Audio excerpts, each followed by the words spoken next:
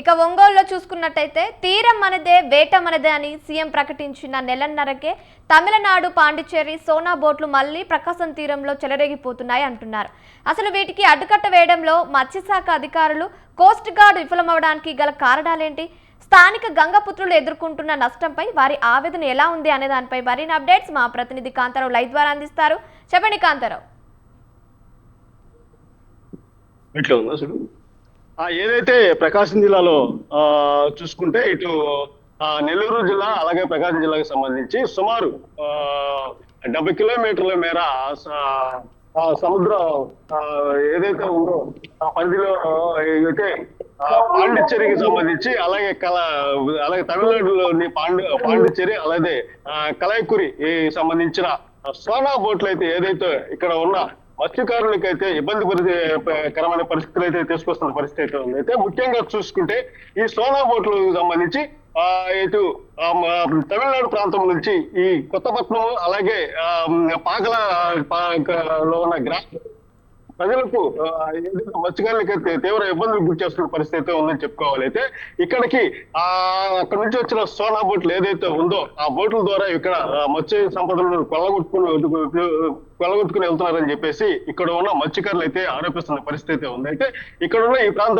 ప్రజలు మొత్తం ఏదైతే చేపల వేట ప్రధాన జీవనాధారంగా కొనసాగిస్తున్న పరిస్థితి ఉంది. అయితే గత 3 నెలలు ఈ చేపల వేట నిషేధం అయితే ప్రభుత్వం అయితే నిషేధించిన పరిస్థితి అయితే ఉంది. అయితే ఈ నిషేధం పూర్తయిన తర్వాత తమిళనాడుకి సంబంధించిన సోనా బోట్లు అయితే ఇక్కడికి వచ్చి మత్స్యకారుల యొక్క పొట్ట కొడుతుందని చెప్పేసి చెప్పుకోవాల్సిన పరిస్థితి అయితే ఉంది. అయితే 18,000 మైళ్ళ నాటికల్ మైళ్ళ తీరంలోనే వేటాడుతున్న పరిస్థితి ఉంది. అయితే ఆ సోనా బోట్లు ఏదైతే ఉందో ఇక్కడ కొత్తపట్నం సమీపంలోకే వచ్చి ఒక 1/2 కిలోమీటర్ దూరంలోనే వచ్చేసి అక్కడ అయితే వలలు వేసి అక్కడ సంపదను తీసుకెళ్తున్న పరిస్థితి ఉంది. అయితే ఇక్కడ ఉన్న మత్స్యకారులు ఎవరైతే ఉన్నారో వారిని వారించినప్పటికీ వారిపైన దౌర్జన్యానికి దిగుతూ అలాగే మారణాయుధాలతో ఆ మత్స్యకారుల మీద దాడులు చేస్తున్న పరిస్థితి ఉంది. అయితే అలాగే కాకుండా లక్షల విలువ చేసే ఏదైతే 20,000 నుంచి 1,00,000 రూపాయల వరకు ఉన్న పొలాన్ని కూడా తెంపేసి వారిపైన దాడులు చేస్తున్నారని చెప్పేసి ఇక్కడ ఉన్న మత్స్యకారులు అయితే ఆవేదన వ్యక్తం చేస్తున్న పరిస్థితి ఉంది. అయితే గతంలో కూడా ఇలాంటి పరిస్థితులు ఎదురైనప్పుడు మరైన్ పోలీసులు ఈ సోనా బోట్ల నుండి రెండింటిని అయితే పట్టుకోవడం అయితే జరిగింది. అయితే ఈ సోనా బోట్ల విషయంలో అక్కడ గతంలో చాలా గందరగోళ పరిస్థితులు అయితే ఏర్పడిన పరిస్థితి ఉంది. అయితే ఆ బోట్ల విషయంలో కూడా ఇటు మొరైన్ పోలీసులు అలాగే ఇటు అక్కడ ఉన్న మత్స్యకారులకి మధ్య కొంత వివాదం నెలకొన్న పరిస్థితి అయితే ఉంది. అయితే ఇప్పుడున్న పరిస్థితిలో ఇటు రాష్ట్ర ప్రభుత్వం కానీ ఇటు ముఖ్యమంత్రి చంద్రబాబు నాయుడు కూడా ఇక్కడికి వచ్చే ఎవరైతే తమిళ జాలర్లపై చర్యలు తీసుకుంటామో అలాగే ఇక్కడ ఈ సంపద అంతా మనదే అని చెప్పేసి మనం చెప్పినప్పటికీ కానీ ఇక్కడ తమిళ జాలర్ల యొక్క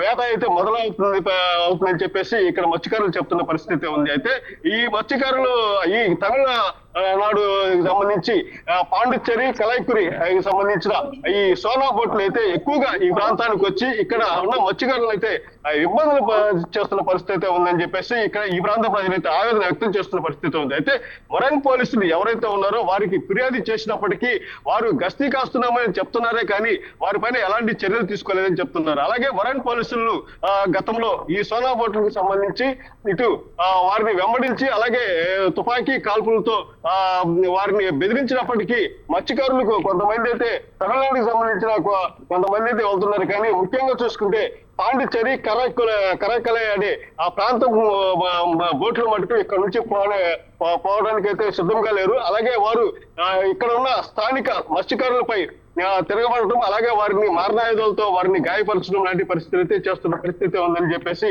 ఇక్కడ మత్స్యకారులు అయితే చెప్తున్న పరిస్థితి ఉంది. అయితే ఇక్కడ చూసుకుంటే 39 గ్రామాలు ఈ సముద్ర తీరంలో ఇక్కడ ప్రధానంగా ఈ మత్స్య సంపద పైన ఆధారపడి జీవిస్తున్న పరిస్థితి ఉంది. అయితే ఈ 1,000 మంది కూడా ఈ ప్రాంతంలో జీవనాధారంగా చేసుకుని జీవిస్తున్న పరిస్థితి ఉంది. ఇలాంటి పరిస్థితిలో మొరైన్ పోలీస్ అధికారులు ఎవరైతే ఉన్నారో వారిపైన చర్యలు తీసుకోవడం లేదని చెప్పేసి ప్రధానంగా విమర్శ అయితే ఉంది. అయితే గతంలో కూడా ఈ మొరైన్ పోలీసులకు సంబంధించి ఇటు మత్స్యకారులకు సంబంధించి ఒక 2 బోట్ల విషయంలో తగాదాలు జరిగిన పరిస్థితి ఉంది. అయితే ఎవరైతే మరైన్ పోలీసులకు ఈ సోనా బోట్లు అయితే ఇక్కడ మత్స్యకారులు అయితే అప్పగించిన పరిస్థితిలో మరైన్ పోలీసులు ఆ సోనా బోట్లను మళ్ళా వారికి తమిళనాడు పోలీసులకి కానీ అలాగే తమిళనాడు జాలర్లకైతే ఈ మత్స్యకారులు ఈ మరైన్ పోలీసులు ఎవరైతే ఉన్నారో వారికి మరలా బోట్లను అందించే విషయంలో తగాదా జరిగి పెద్ద పంచాయతీగా మారిన పరిస్థితి ఉంది. అయితే